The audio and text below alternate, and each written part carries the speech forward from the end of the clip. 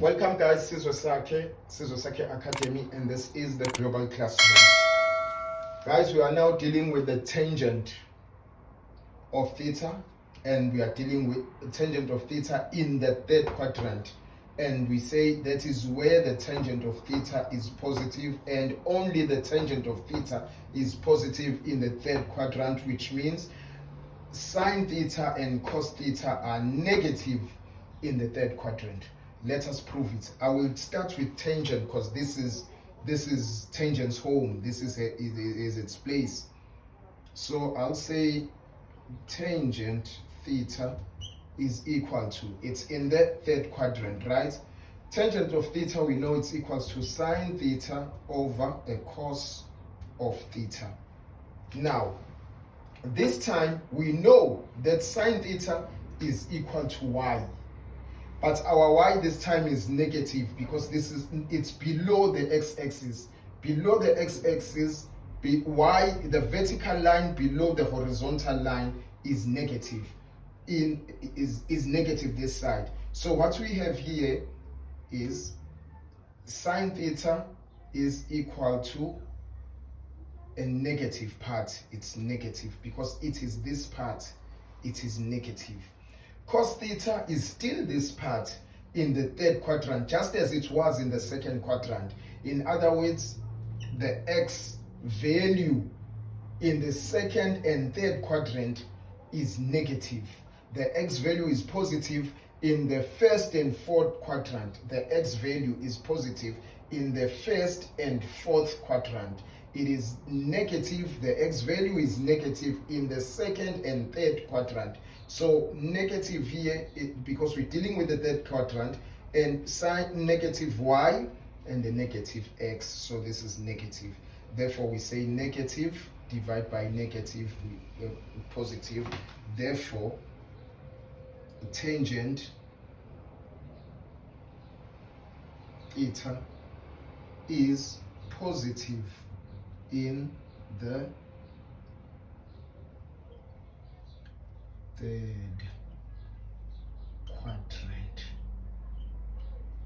and tangent of theta is the only positive one in the third quadrant. The other ratios are negative. Let's prove that these others are negative.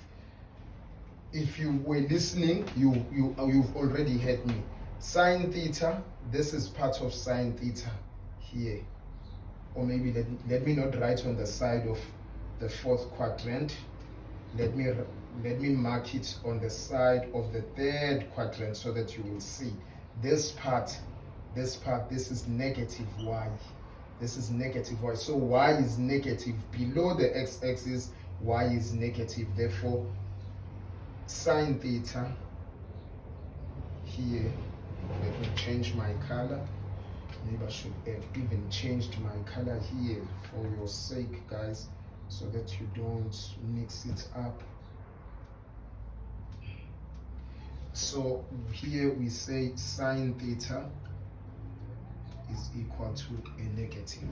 Sine theta is negative because we say sine theta is equal to y, and y this side is negative. Same with cos theta. We say cos theta on this side, cos is negative. Let me use